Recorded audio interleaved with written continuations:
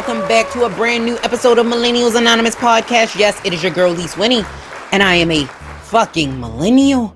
So we're going to get this party started right and very quickly, but stop the record, stop the brakes, stop the pumps. If you in mid-pump, stop it, okay?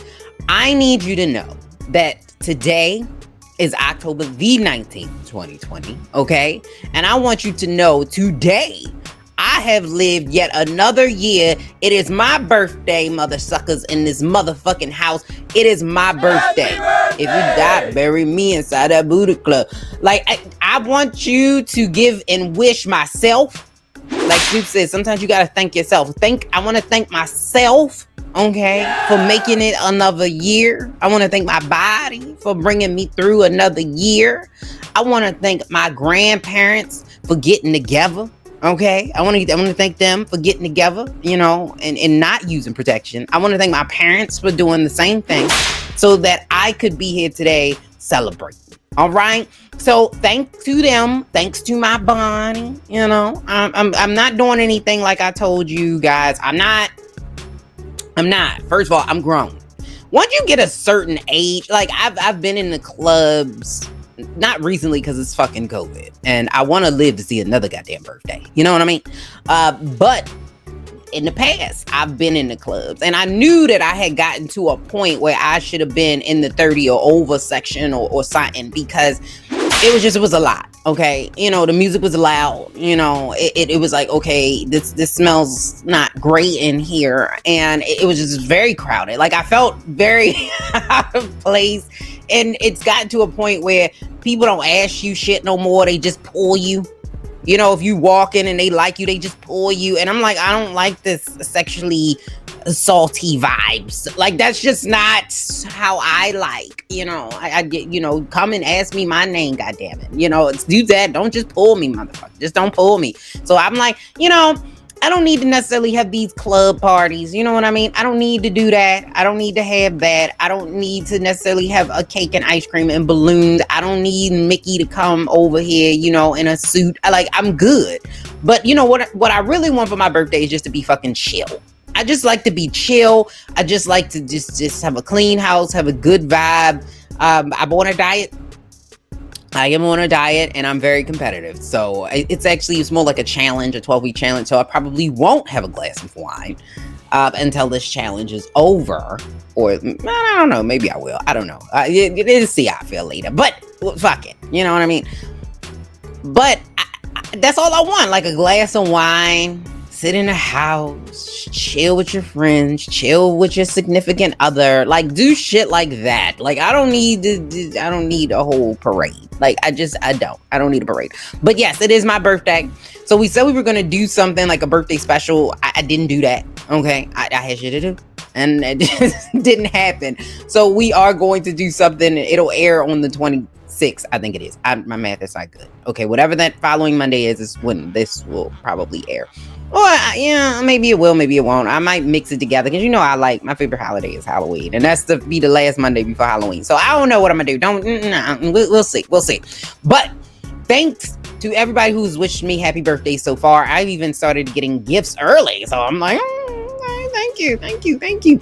And I want to give a big thank you to Mr. Frank Ski for stopping by. Yes, he was on the platform. He wasn't last week. Technically, it aired a little early. I mean, we recorded it a little earlier, but it aired last week. So I want to thank him for coming to the platform. If you have not had a chance to listen to that interview, please do. He dropped so many gems. He gave so much information about the music industry. We learned that he has written every Luke Campbell song, not written, but every Luke Campbell song has a Frank Ski version. He's still very much in contact with Uncle Luke. So I want to, or Luke Campbell. So I want everybody to go and listen to that. And also congratulations to him because he did sign that music deal with Sony that he talked about in this interview. So I want you to go and congratulate him, follow him on social media. Thank you so much, Mr. Ski, for coming through. I appreciate you so very much. And I want to give another big holla back girl, okay? Another big holla back Gwen Stefani shout to Miss Bria Sherry, who is going to be on the show today for the WRDR Artist Spotlight interview. So she will be on today. We're going to be talking to her. She's a singer. She's a songstress. She is a pianist. I think it's pianist. Because I always remember it sounds like penis. So it's like pianist. Okay, so I think that's how you say pianist. So we'll go with that. And she's on the show today. So shout out to her. And we are going to have a topic. We're going to do top 10 trending topics, but then we're going to actually have a topic that I'm going to discuss that we haven't done that in a while because we've had so many guests. Oh, but wait. Before we get to the top 10 trending topics, I'm doing it again. I want to give a big shout out to Royce Massengill. He was on a couple of weeks back. I am actually going to be on his platform on Monday, October the 19th at 9 p.m. Eastern Standard. Yes, I get it confused because they're an hour behind. So 9 p.m. Eastern Standard. We're going to be talking about business. I don't know why I'm on there, but we'll make it work. So we're gonna be talking about business, so make sure you tune in for that. You can find it on Facebook. We'll share it on Millennials Anonymous page so that you can get to it easy and you can have easy access to it. But it is on Mr. Royce Massengill's page. So if you go and you find Royce Massengill, just sound it out. Use your vowels. It's literally spelled the way it sounds. So if you sound it out, maybe I'll flash it on the screen. There we go. We'll just flash it. Make sure you tune into that. I make it easy. I'm not a good speller either. So either. I'm not a good speller either. So flash on the screen. Okay. So there you go. So now we can get to these top 10 trending topics of the week. Let's get it. Turn that shit up. Turn that shit up.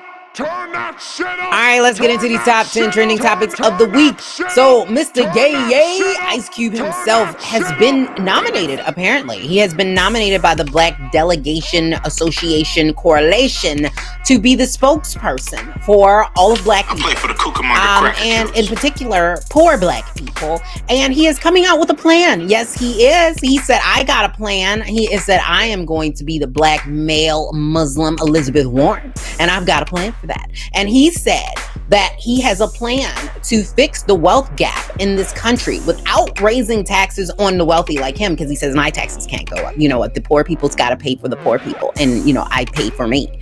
And so he has this plan out. And he said that he talked to both parties, the Democrats and the Republicans. And he said the Democrats did not respond. They said that he had to wait. And, he was like, I'm rich and I'm famous. I'm not waiting. Like, I'm more than the average American. You can't tell me to wait. But Donald Trump, who is using, he saw a usefulness in this, is actually sitting down with him and having conversations. Now, Mr. Cube said that this is not an endorsement. Okay, he said this is not an endorsement of Donald Trump, but it's not necessarily a non-endorsement either of Donald Trump. And he is trying to help out Black businesses. Now, so here's the thing. I get it. You should not be in politics if you are just promise it. You don't want to do that. You want to really fulfill the promises that you are giving the people. So if you are saying, I'm going to do X, you should do X. But I will also say this. We as the American population, if you see that shit is not getting done, you need to hold your representatives accountable. You should be writing letters. If you see your street is still not fixed, you should be writing letters to your county. You should be writing letters to your senator. You should be writing letters to your congressman. These are things that you should be doing on a regular basis. But never mind. I digress. But he's out here doing this, and I question the motives. It's less than a month out. He could have been doing this back when he was having a good day. Okay? When he was clubbing. When you was clubbing, why wasn't you talking about poor Black people? I just so want to know. And I am a little suspicious, and I know a lot of people, at least, I have gotten into so many Facebook battles about this, and people keep coming for me. They say, well, nobody else is doing anything. And I'm saying, well, why is Ice Cube the spokesman for Black people? First of all, I don't see anything about how we're going to pay for this. So that means that us middle class people, because our national debt is where it pretty much was during World War II. And, because of the big tax breaks that he gave the wealthy and COVID and all the other things that we have to pay for as American taxpayers. So taxes are going to go way up. And who do you think? So the poor middle class people are going to pay for the very incentives that you're giving to them? Like that I can buy my own gift. Like I don't need you to give me a gift that I bought. You know what I mean? That's all I'm saying. But I question it because I did not know that's Mr. Steve Bannon. And if you're like, who is Steve Bannon? So Steve Bannon, he is the owner, I believe, of Breitbart, which is a far right media outlet. Okay. And he also was the chief strategist for the Trump campaign, in 2016. He helped Trump get elected. He was also in the Trump administration as an advisor until he got fired. Not sure what he did, but he's still very close to Trump and he very much supports Trump. And he actually is an investor of the big three. Yeah. Ice Cube and his white business partner. Don't know his name. Sorry. But he is an investor. Mr. Steve Bannon is an investor. And there actually was a lawsuit last year. If you did not know this, Ice Cube actually was suing a foreign government somewhere in the Middle East. That's a very small country. Or it was a small Middle Eastern company that was investing in the big three, and they were supposed to give hundreds of millions of dollars. Comes to find out they only gave like 7 because they were trying to get in connections with the people that are affiliated with the big three, which just so happened to be Steve Bannon and like Michael Flynn. And those names should sound familiar because all of them were wrapped up in, the whole Donald Trump, Russia collusion. They was all in there. Michael Flynn even went to jail. So yes. So if it doesn't sound clearer now, I can see clearer now that the rain is gone. I'm just saying that's just if you go and look at it, you can Google it. That very much happened. So now I'm looking at Mr. Cube with the side eye. I'm sorry, Cube. You're a very good musician. I just think you need to sit down. That's all I'm saying. And Miss Cardi B, speaking of I'm not sitting down, she is standing up for her man. Yes, she is. Cardi B said she is standing up for her man. She is standing up for her marriage. We kind of knew they was going to get back together. He brought her this expensive ass car or expensive ass gift for her birthday. And she's a Libra like myself. She's probably very loyal. Libras can be loyal to a fault. And so that's probably what's going on with Cardi. And she's back at it with her fans. She has a love-hate relationship with her fans. Okay? Because her fans are telling her she shouldn't take him back. Now, listen. If she wants to deal with Offset, okay? That's on her. She can skirt. If she want to skirt, that's on Cardi. Let Cardi be Cardi and have Cardi run Cardi's marriage. All right. Now, what I will say, Miss Cardi, Miss B, regular girl from the Bronx. Miss B, and I'm not talking about the Queen Bee. Okay, I'm talking about the Cardi. I don't know how to pronounce her name, but Miss Cardi. Okay, Belcazar, I think is her name. Listen, baby. I love WAP. Okay, WAPing all day. All right. And, well, I hope you're not whopping all day. Because if you're whopping all day, we need to, get you to a medical facility. Because you shouldn't be in a constant state of arousal or having drippage out of there. Because then that could be something else. But you get what I'm saying. I loved WAP. Appreciate you. I like your song, Bodak Yellow. All day. Drip, drip. Okay. Now, what I will say, Miss B. Miss Cardi B, do not tell the public or your family. This is just matter of fact, everybody, all women, come here. Do not tell anybody what the fuck you doing in your relationship till you done. Don't tell us about this divorce till you signed them papers. And don't even tell us about the divorce till he done moved out and you done moved on. When you stop caring who the hell he got on his Instagram, then you tell us, okay? Before then, leave that shit alone. Don't put it on there. Don't tell us he gone. Don't tell us he didn't left the house. Don't tell us you tired, because you might get a little digmatized. And he might came down, he was apologizing and everything. Cardi, we seen it. And I know that you was appreciative for that. And that's why I'm saying you should have every right to be able to get back with your husband if you want to. But what I'm saying is once it's on social media, people are going to judge it. So women and Miss B, don't put it on social media. That's what I'm saying. Just don't put your relationship. If y'all get in an argument, don't put that out there. If you found a naked picture of a girl on her phone, don't put that out there. Don't just nothing.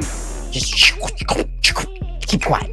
All right, zip it. Just keep it zip. Zip.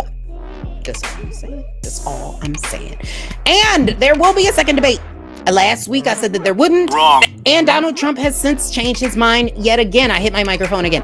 Yet again, he has changed his mind. He said, you know what? I do want to debate and I do want to yell at Joe Biden, but I can do it in person. Come on, man. So now, because I can yell at him in person, I want to be there. So we're getting Grumpier Old Men Part 2 Debate Part 3. Okay. So we're going to get the third installment to this. Now, I won't be watching this on October the 22nd. They will be in Tennessee. Shout out to the Tennesseans. I'm not watching this. I've learned all I need to know. Okay, I've learned all I need to know. I don't need to know nothing else from these debates.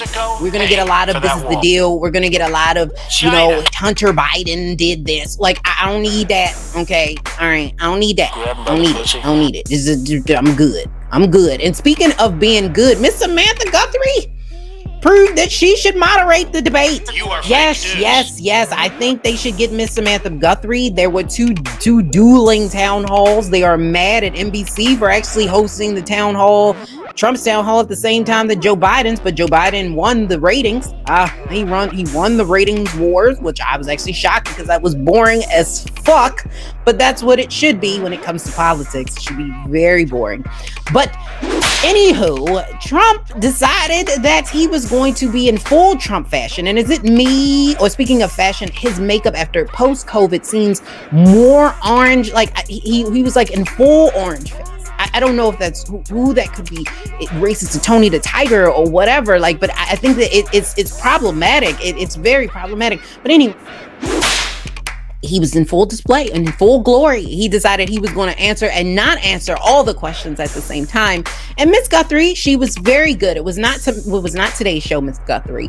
She was very good at holding him to account. She said, you're not, anybody's crazy uncle. You can't be out here doing that. But he is somebody's crazy uncle. And she did write a book about it.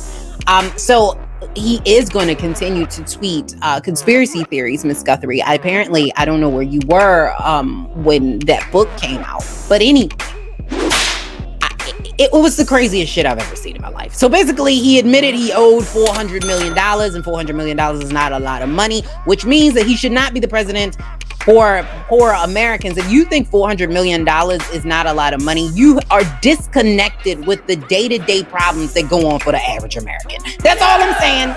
If you are somebody that doesn't see that as a problem or a national security issue, I don't know. I don't know what school you went to. I don't know, but that's old money 101. If you owe somebody $20, they're gonna approach you in the street. So imagine if you owe 400 whole million. They gonna holler and say, Trump. Listen, let me holler at you. I'm gonna need to holler at you over here about this money.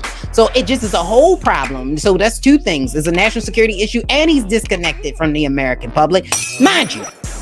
Now, there was a lot of yelling. He overtalked Miss Guthrie, and I got distracted. It was a lot of distractions. He was spewing a lot of conspiracy theories that he wouldn't, refute, because he was saying that he doesn't know if the Democrats are, have a pedophile sex ring and they're Satan worshipers. He doesn't know, even though he has all the memos, like all of the memos he's got.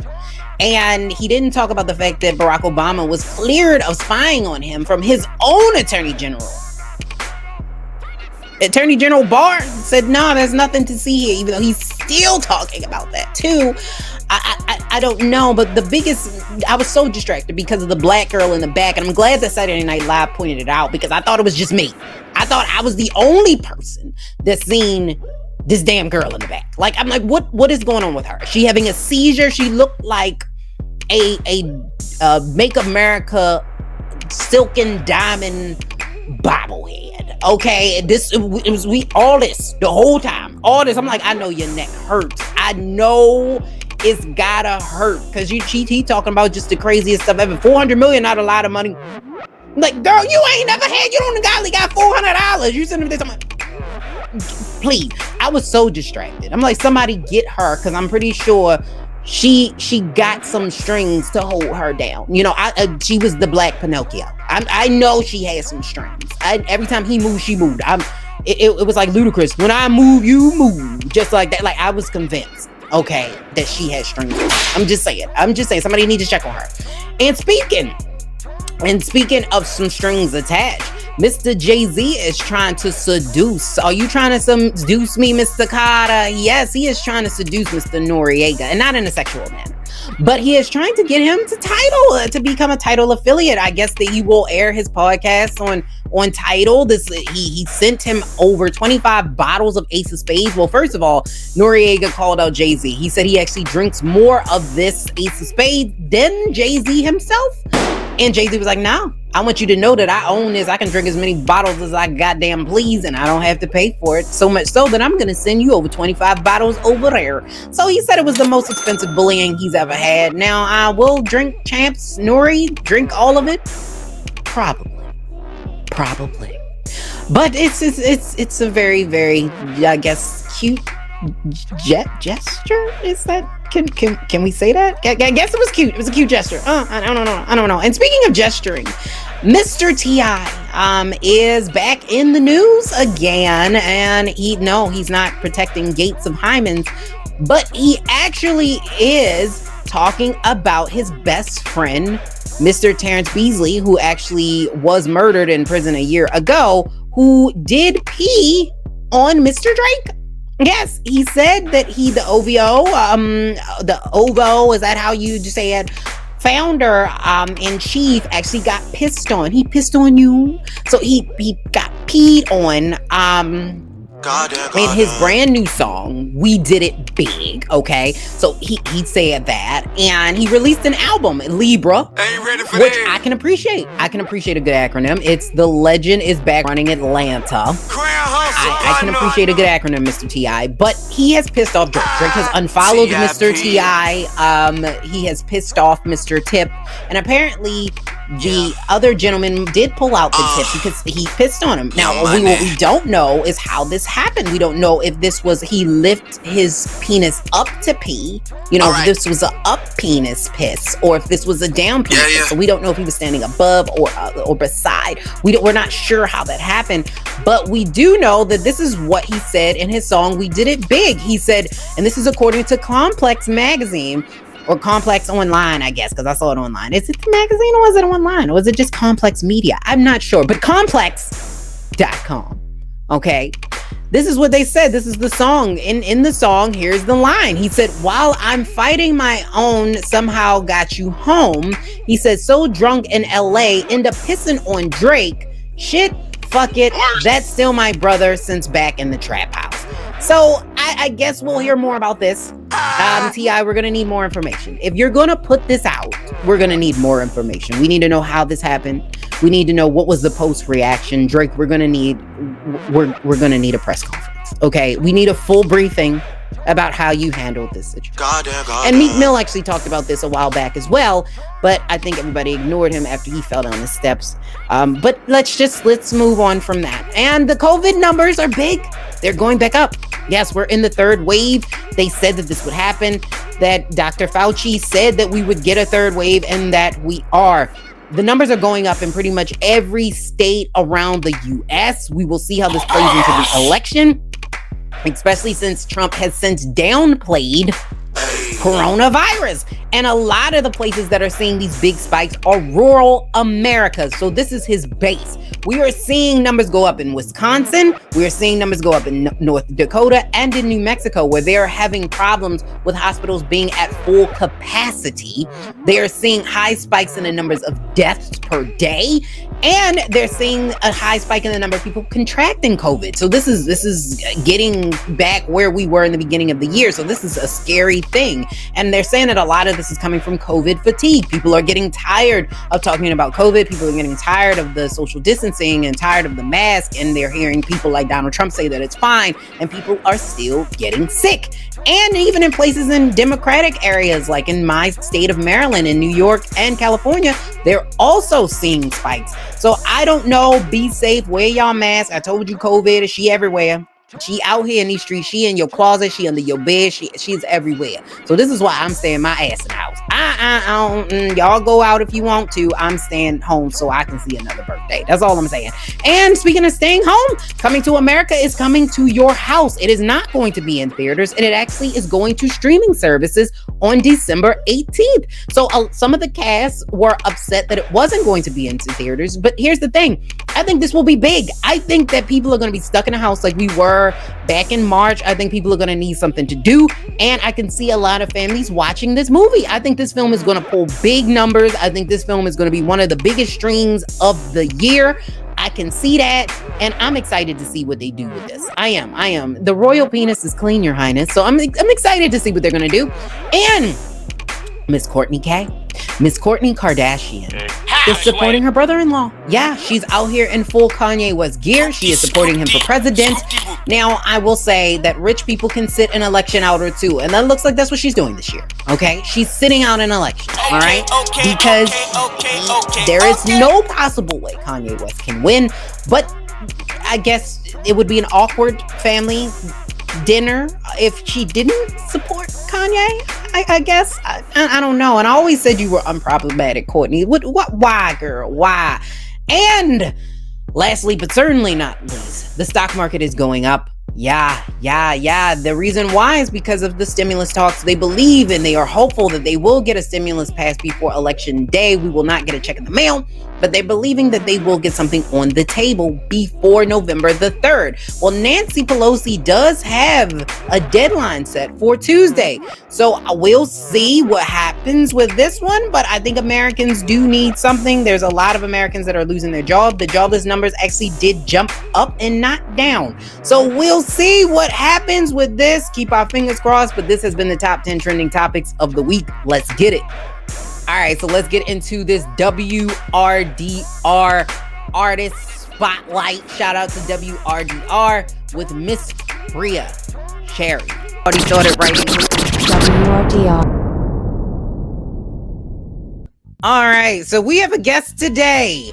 I'm excited. I am very excited to finally or to meet this young lady. She is an amazing singer. She reminds me a lot of my favorite singer, which was Aaliyah. So we will talk today. How are you doing today, Miss Bria? How are you doing? I'm great. How you doing, love? I'm doing well.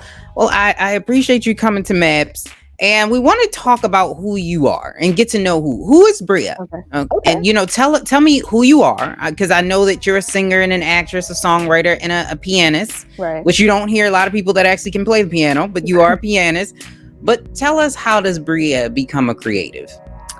Okay, so yeah, my name is Bria Cherry. I'm coming from New York, Jamaica, Queens to be exact, born and raised. I'm 25 years old, so I've been doing music since I was about 3 years old.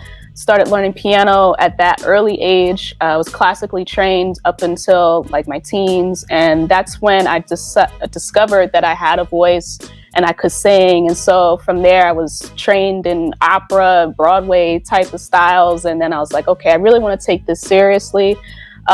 Professionally. So about 4 years ago, I linked up with Donnie Klang, and if you're familiar with Making the Band, fourth season, right? Yeah, he was in season 4. Yeah, so he was signed with Diddy and Bad Boy.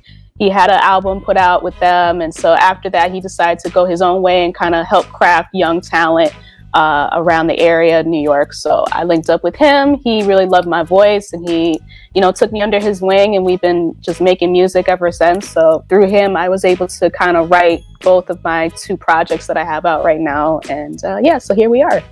Okay. Yeah, I do. I did some research last night as well, but I remember Making the Band. He wasn't in the first season getting the cheesecake. He wasn't there. He wasn't doing that. But yes, so That's interesting that you mentioned him, and then he's really been able to help you. He's your producer now, right? Yeah, he's my main producer. He's my mentor as well. So I go to him whenever I'm ready to start working on some things. I'm always open to working with other people, but he just understands my voice and knows what I can do. And he's like, I give him an idea and he just takes it to a whole other planet. So it's like, I love it. Collab, maybe a song. We do have a song together. Yeah. Okay. All right. It's called No One Like You, which was off of my debut EP, which came out back in 2017. So that's the first song that he actually rapped on. And to this day, I don't think he's ever really rapped on any songs that he's ever done. Oh, wow. So, yeah, so on that one, he really wrote his bars out, and I recorded him doing it, and it's a great song. Yeah. Okay. But yeah, I mean, maybe we can get a duet, like from you both, since you're both singers. Mm-hmm. Perhaps one day. Yeah. Now you actually did like a Before the Music breakdown in 2018. Mm-hmm. And do you feel the need to be that transparent with your fans, or is that something that you more so do for you? I would say yeah. I think I love to be transparent. I think that's not something that's often done in today's day and age. I remember growing up and they would have like BET, like behind the scenes, and MTV was doing like behind the scenes stuff with artists. And I felt like you really got a chance to see like the other side of who that person was as a person, and not just, okay, here's me putting out a song, go check it out.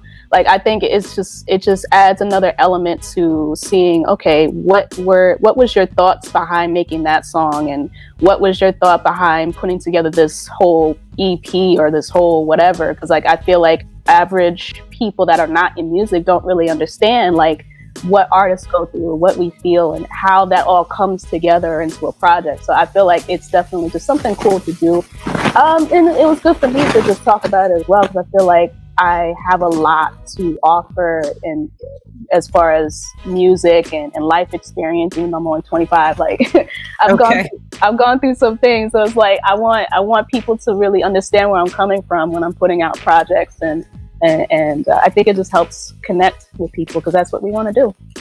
Okay, awesome. And I can appreciate that, because you're right. We don't get a lot of that behind the scenes. You don't get a lot of that vulnerability. You don't get a lot of the successes and the failures, hearing it out loud from artists, because there is, you have a publicist and people telling you got to be perfect at all times because you're selling a dream. So I definitely can appreciate that. Now, I want to ask you, you like you mentioned, you grew up in the concrete jungle. That has to evolve you in a way, because if you are outside of New York, you don't get all of the culture blends. You are literally feet away from some of these big music companies. How does that New York kind of entwine in who you are and the sound that you've created? Yeah, so like I was saying, growing up in New York, like it's a gritty city, but it's also a very beautiful city at the same time. So like you grow up with businesses, and you want to like do like how P. Diddy did, do like how Mary J. Blige came up, and just like take your career to the next level type of thing. So the sound as well has influenced me. And yeah, you have different cultures. You have, Mexican culture, Caribbean culture. So it's just all infused into the music, and you can't help but be inspired somewhere, like it's just a great place. But it's definitely a very humbling city, because, you learn to, just take your time with it, and things don't come quickly just because, hey, I'm in New York, like, okay, I'm gonna like instantly blow up, so it's like you gotta take your licks and keep moving. But I love being from New York. I can see that. Now I want to ask you, you mentioned being like humbled, and it's a really gritty town in New York, but it's also a really gritty industry. The music industry is cutthroat. It is not for the faint of heart. I want to ask you, as being, a brown skinned girl in this very ambiguous type of female world, where you kind of have to blur the lines between, you see very light skinned, pale women, long hair, because that's kind of like what's being pushed to the forefront. So I want to ask you, how has it hurt? Do you feel like that sometimes you get overlooked for certain things, or you were kind of pushed into the R&B lane where you could have been pop because of your appearance? That's a good question. I feel like With me, I would say, yeah, I think I am overlooked. I think it could be because of my skin, but yeah, I mean, I don't. The Jasmine Sullivans of the world. She's an amazing singer, but she's not. Yes. On the forefront, and I think a lot of it has to do with the fact that she's not the quote unquote, light skinned Beyonce-esque girl. Yeah, so that is a deep conversation that I think really does need to be talked about a lot. Even with like Sevyn Streeter, like she's an amazing writer, an amazing singer. She's worked with Chris Brown and done all these things, and I feel like she's still trying to really break out and have her moment. So yeah, there is a definite like glass ceiling for girls, women like myself and other talented women that you just mentioned. And I feel it's a shame, but there's really nothing I can do about it. Just try to just keep making music until somebody's like, yo, let's put her on and let's bring her in. And we just have to keep moving. But I think regardless, like, we're making music whether people care or not, whether we're whatever. So it's like, if you really, really are down with us, you're going to support us regardless. But yeah, there's definitely a little discrepancy with the skin color. Yeah, definitely, and it's unfortunate, but that's Black girl brilliance right there. So we're gonna keep it moving. Black girl brilliance. Now, you mentioned some artists. I want to ask you, because you have a unique sound. Who are you compared to the most, and who really inspired your sound? Sure. Yeah. I mean, I've had people say I just like an off artist that I did not even really think about, but people like, you remind me of Mac Wilds with like how you write and how you tell stories. And I was like, yo, that's a really good comparison, because I think he's really talented too, and he doesn't really get a lot of props for his music, but that was a really cool comparison. But I think the main one is Aaliyah for sure. I love her, so I don't mind. That's an amazing comparison to even, But I would get Mary J. Blige, a little bit of Toni Braxton, but with just people that have influenced me, like I said, Aaliyah, Toni Braxton, Mary J. I grew up listening to a lot of jazz music, so Billie Holiday, Sarah Vaughan. Like, there's so many people, but I love hip hop as well. So Method Man, Nas, like, there's so many people. The list can go on. Awesome. I mean, because you have a blend, and I can tell by listening to your music that there is a blend there of different people and influences, different genres of music that influence you. Now, I want to ask, your debut EP was about the celebration of your career. Yes. So can you talk about the excitement that played into, making that EP? Mm-hmm. And then I want you to explain a little bit about some of the songs and music that we can hear in the sound on that EP, that first EP that you dropped, your debut. Sure. Yeah. So that EP was like a big culmination, and it was it's ironic talking about it, because it's like, wait, that was your first project, and it's like a culmination, like a celebration, if you've been doing it forever. But like, yeah, I have been doing it forever, like just not like really pushing it and really taking it. So it was like a moment to just say, like, you know what? I did this on my own. And like, I remember there was a time before like I even started recording, like I was trying to go to studios, because I knew some producers in New York, Connecticut, whatever, that just they just didn't feel like I was ready, like my voice wasn't developed enough, or whatever the case was. And I was like, but I know I am, like I know what my voice can do. So this was like, when I met up with Donnie Klang, like that was the moment for me. And it was just like, okay, he's really seeing something here, and he's going to take a chance on me and see how this goes. So it was a culmination. And so with that EP, I have about, I think, 6 or 7 songs on there. So like the first song I did was called Here With Me, and that is a beautiful song. It's like a ballad, but it has like that 90s sound. Like the second you hear it, you're gonna like, it's gonna take you to a moment where like, whether you were in love or you had a heartbreak, whatever. But it's reminiscent to one of Aaliyah's songs. I think me and Donnie were listening to Come Over, and I was like, I want to kind of pay homage to her. Oh, that's my song. Yeah, so that was the song we were vibing to, and I was like, yo, I need to do something to like just give a shout out to her without really giving a shout out directly. But But that's a beautiful song. So it's about just trying to find love, and it's kind of reminiscent to how today's day and age is with dating, and like, you know, you're online, or you know, it's hard to connect with people these days. So it's like you see someone come in and you're like, yo, I really wish I could really, you know, talk to that guy, or like imagine dating that person or whatever. So it's kind of like that. You have No One Like You that I mentioned, that was with Donnie. And so that one was reminiscent of Mary J. Blige and Method Man's You're All I Need. And that one is just about, you know, supporting each other and seeing where life takes you both, type of thing. And so it's just like different little pieces of homages that I'm giving in that project. So I really love it. What else do I love from that EP? Ooh, you have Missed Call, which is another beautiful song. I still get compliments on that one. My voice is just so flowy and airy in that one. But it's just about, you know, not being on the same page with your significant other and everything. It's kind of like a reminiscent connection to my grandmother, who also has a little feature on there. There's a little interlude, right? Yeah, it's the interlude. And so I thought that was a cool thing to just kind of put her in there, because she never got a chance to see me sing. And I mentioned that in the breakdown video. So that was another reason for like this big kind of celebration theme of it. You know, she never really got to see me sing. She passed away when I was 9. So that was just something that I wanted to do. And so like in that interlude, she's given a call to my mom actually, and she was like, yo, give me a call back, da da da da da.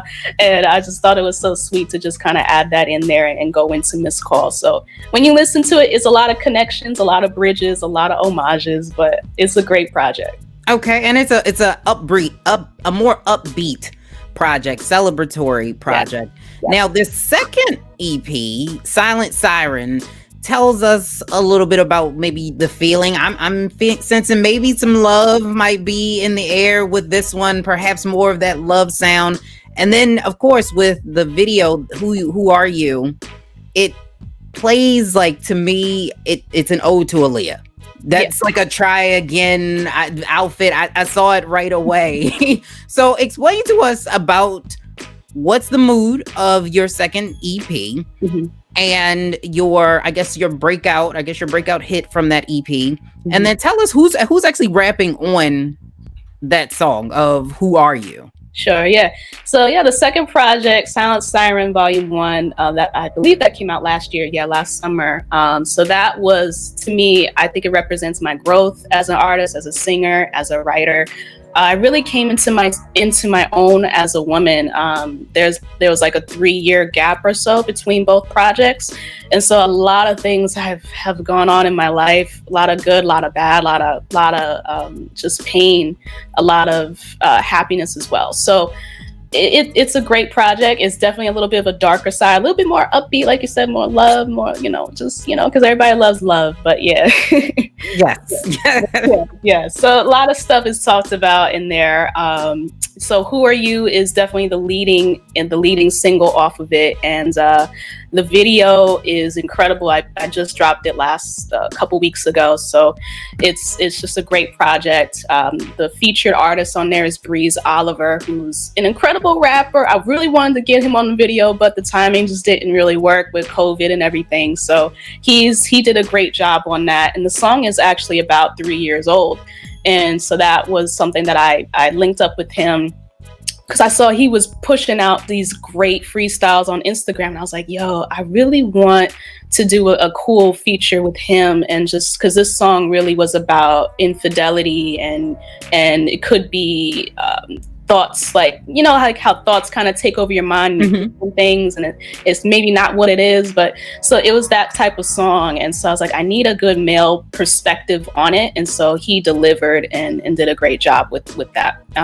So the video is just beautiful, and yeah, the outfit is a little reminiscent of Try Again. I couldn't help it. I was like, you know what, I need a dope outfit, and it really just suits me, because I'm the same. Like, I love baggy jeans but still look sexy at the same time, so it just worked out. But it's I can see it. And I also in the music, maybe you can tell me this, being the artist, of that your sound is still that reminiscent, older, I would say late 90s, early 2000s R&B, which is interesting because you are Generation Z, you are in your early 20s, and you decided to do R&B because R&B is a dying industry. Right. You don't really see a lot of the traditional R&B anymore. There's no one really making those types of ballads. What made you want to say, hey, on this second EP, I'm gonna be, pull on the roots of R&B and I'm gonna make it new again?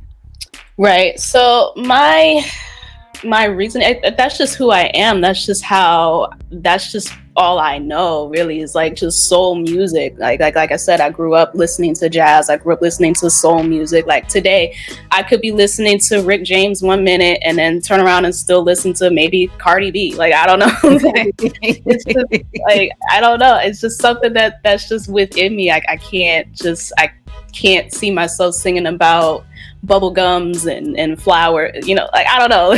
But I could, like, if I really needed to, like, I could, but it's just something that's just within me. Like, when I listen to those artists, like, they just made beautiful stories and they told those stories, whether it was good or bad. And so for me, I'm a storyteller as well, so it's like I have to make these types of songs, but I could still switch it up.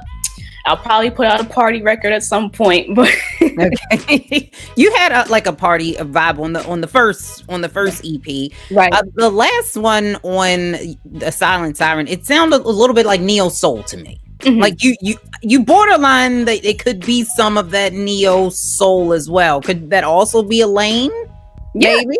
Yeah, that's something I really want to start using more live instrumentation in the music. Okay. So that would probably end up being more neo soul. I think I'm a chameleon, so it's like whatever sound, I can pretty much do anything because I think my voice is just that type of voice. It's not a powerhouse Whitney Houston sound, but I can still do some Whitney stuff now, like I'm very versatile, so I'm open to trying different things and seeing what works, and because what works for me is gonna work for you. Like, some people like different things, so it's like you gotta be flexible in music. Okay. And what's your favorite song on the second EP? Ooh, that's a tough one. It definitely changes. Like, I love Who Are You. That's definitely something that I can definitely go back and listen to over and over. I love Dayglow as well. That one is a really up-tempo, lovey-dovey type of song. But like, I've had compliments, people saying, they feel luxurious when they hear it. So it's like, I love that. It also has another connection to me because I sung it for my sister who passed away last year. Wow. I'm sorry. My condolences to you. Thank you. Yeah, so I sung that to her when she was in the hospital. So that one is a deep one for me. What's another one that I love? Rendezvous is that one has like that island feel. So, you definitely want to check that one out as well. Those are the top 3. Okay. All right. I can understand that they all have a special, because it seems like all of your music kind of has a special connection to you. Yes. Is that right? Yeah. Okay. Now let's roll to Who Are You featuring Breeze Oliver. So plug it in, pump us up, hype us up for this song.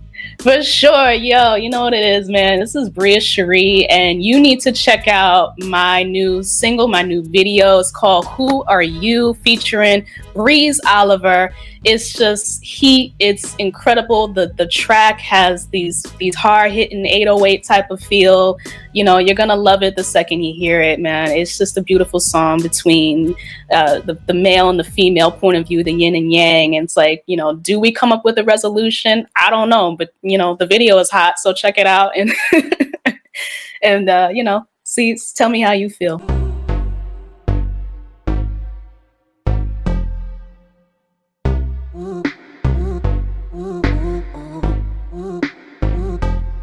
I see you walking back and forth, tripping off all the words you say, showing who you are. Never thought it would go this way. I've been watching what you're doing. I'm just sitting back, buying my time.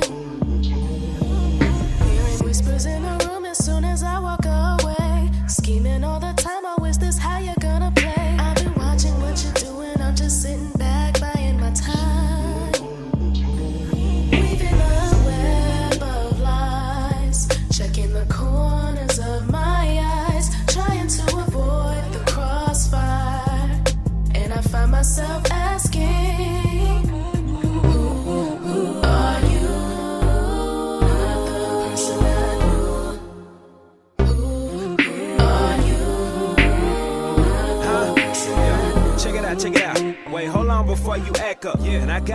for backup. What I say I can't back up, you won't back up, you'll bring it back up.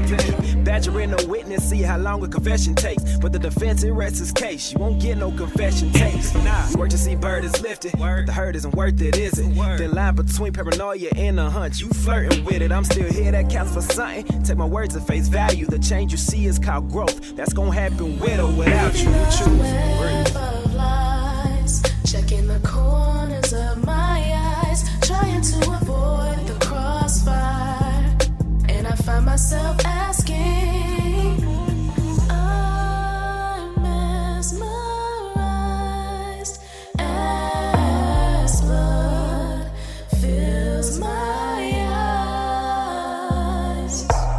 These games you play have no space in my life. Weaving a web of lies, checking the corners of my eyes, trying to avoid the crossfire, and I find myself asking, weaving a web of lies, checking the corners of my eyes, trying to avoid the crossfire, and I find myself asking, who are you? Not the person I knew. Who are you? Not the person I knew. Who are you?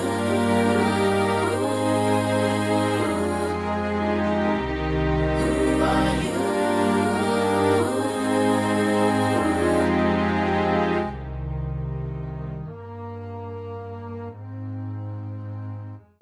So we just finished listening to the brand new, I'm gonna say breakout hit. Okay. Yeah, thank you. Who Are You? Okay, so make sure you go and stream because she's an independent artist. We need you to stream it on a loop. Do it. Go to Apple. Are you on Tidal? Yes, I'm everywhere. Apple. See, she like Red Hot. You can put it on anything. Apple, Tidal, Spotify. Make sure you go and you find her and you stream her music and tell people how they can reach you and how they can find you on YouTube and all of the social media platforms. Sure, yeah. So you can find me on YouTube. Just type in my name, Bria, BRIACHERI. You'll be able to search me on there. You can find me on Instagram and Twitter at Bria Cherie _. So that's BRIACHERI _ with that. I'm also on Facebook as well. So that's Bria, BRIA, the number 4 music as well. And then I'm on all the streaming platforms. So where I always just say, yo, wherever you go to get your music, you type my name in, I'm right there. So. Okay. See, make it easy for everybody. Make it simplified for everybody. So make sure you go and you stream her music. And do you have any upcoming other projects that you want to plug? Any movies or anything else that you have coming up? Yeah, I mean, I do have a new collaboration song coming out within the next, let's say a good month or so. I linked up with this incredible rap group called Black Pirates. They're huge in the South. So we're doing like a song. It's probably going to be along the lines of social injustice. So it's going to be a really powerful song. So be on the lookout for that.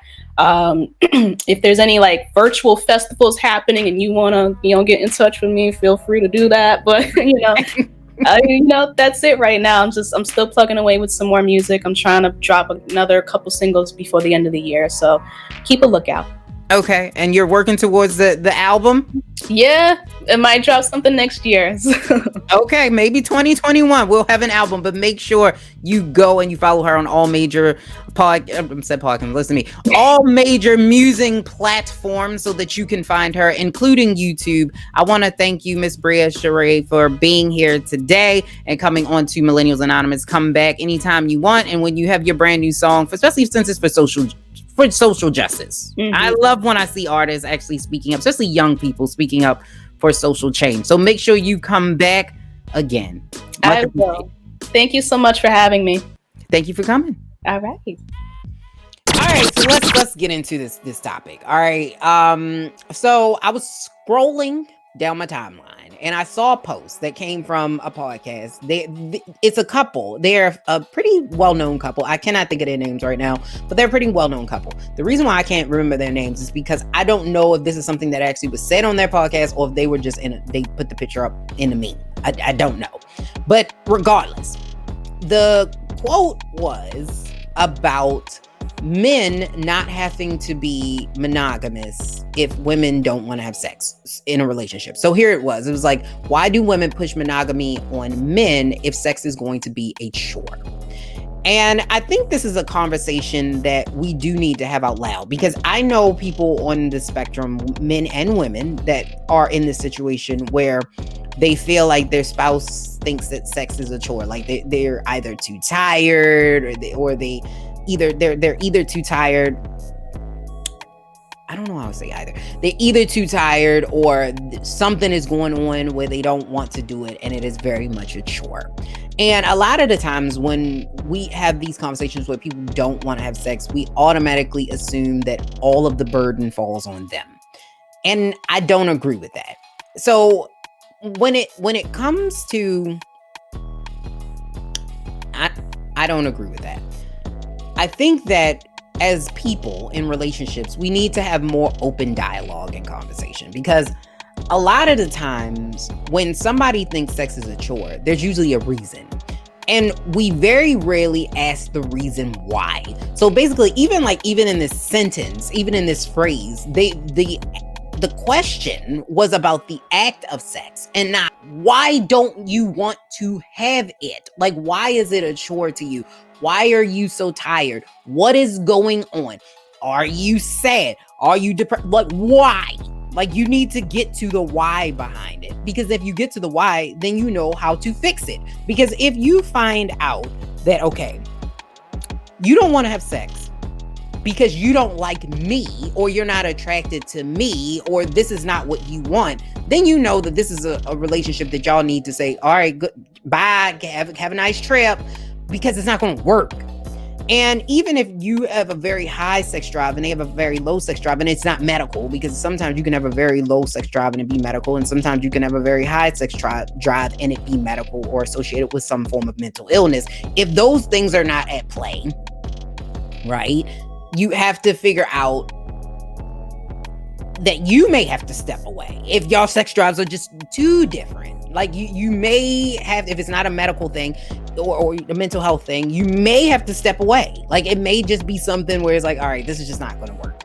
But this is why you need to have those conversations of why. Because I think that most people do want to have sex, especially with their partner and somebody that they love. But it also brings back to the conversation of relationships are hard.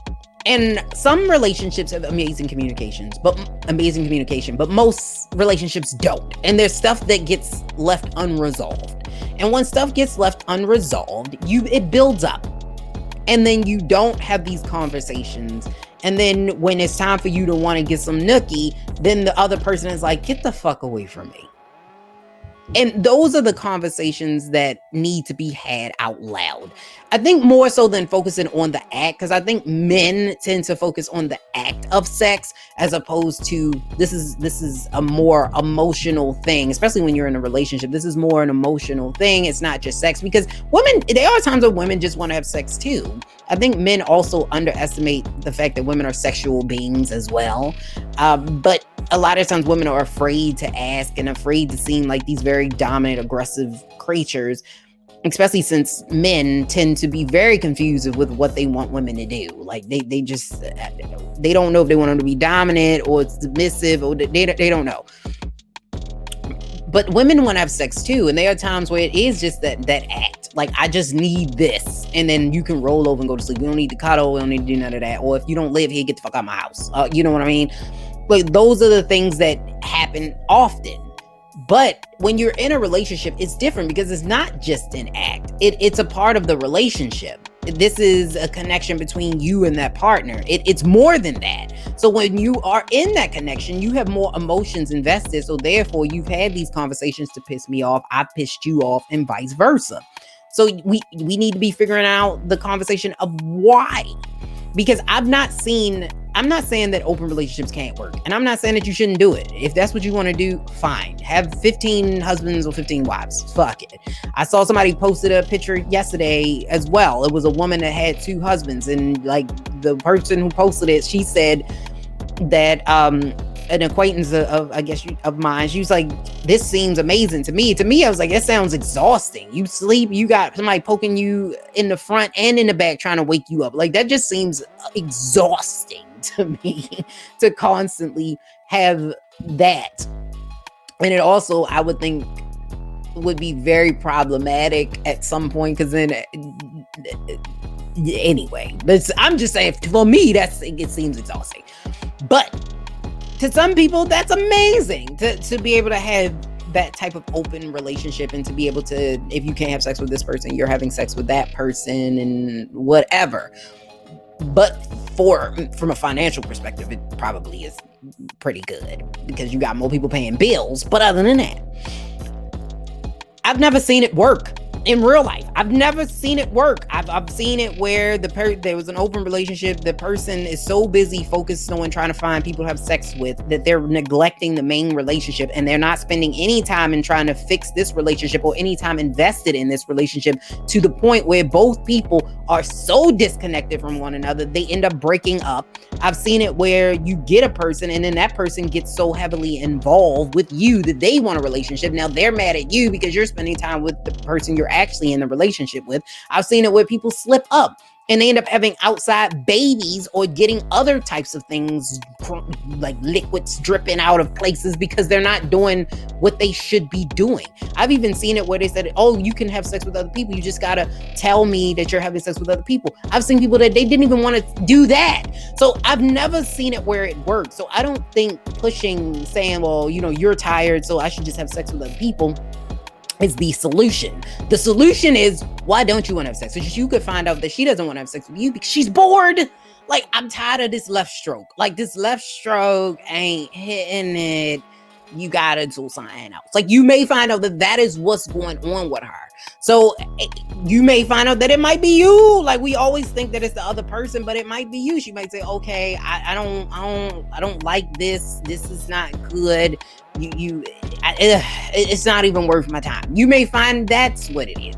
You may find that she feels insecure about herself. You may find that she's depressed. You may find that she's tired because she's taking care of the children, because although you might be the breadwinner, you come home, you get off. So there's a time in the day where you decompress. And she may be a stay-at-home mom. And that means that she has kids and she's taking care of the house, she don't get off. So if you want some nookie, maybe if you see dishes in the sink, maybe you should wash those said dishes. Therefore, she doesn't have an excuse. Or you should see the baby, you walk in the door, the baby crying, pick that baby up. You know what I mean? Pick that baby up and say, mwah, kiss that baby, because it's my baby. And I'm going to show you that I'm going to love this baby. And then so that I love this baby, you going to love me. That's what you need to do. You have to put in work. It's not just on the other person to put in work for you. You have to meet each other in the middle. Because if you don't, it's no point of doing it. That's all I'm saying. And stop just focusing on the act of sex and focus on the whys behind it, especially in a relationship. That's all I'm saying. All right, so this has been another episode of Millennials Anonymous Podcast. Yes, it's your girl, Lise Winnie, and I am the fucking millennial. And I want to thank Miss Bria for coming on today. Please stream her music. She is an independent artist, so make sure you stream her music. Shout out to WRDR for the sponsored artist spotlight. So make sure you check them out. If you have not already done so, make sure you download the WRDR app so that you can listen. They have songs and shows on demand. So if you like a mix, you can actually go back and re-listen to it. And their shows that they have, you can also go back and listen to them on demand as well. So make sure that you are downloading that app in the Google or the iTunes store. And I want to give a big shout out, because next week we're going to be talking business marketing. Yes, marketing. I feel like I'm saying that wrong. Marketing. Yeah, marketing. So we're going to be talking marketing. like I said, I don't tell you who I'm talking to till after I've done it. So we're going to be talking marketing, but we're going to have a guest. So make sure that you tune in next week because you are going to love this information as well, especially if you're a small business owner or you have a podcast or whatever. You're going to want to know how to market yourself. So make sure you stay tuned for that. And make sure you go back and stream all of the latest episodes of Millennials Anonymous on audio and on video. So you can find those on YouTube under Millennials Anonymous Podcast, or Maps rather. So make sure you do that. We appreciate you here. Thank you for all the birthday wishes. Much appreciated. Have a fantastic, lovely day and stay safe out there. Bye.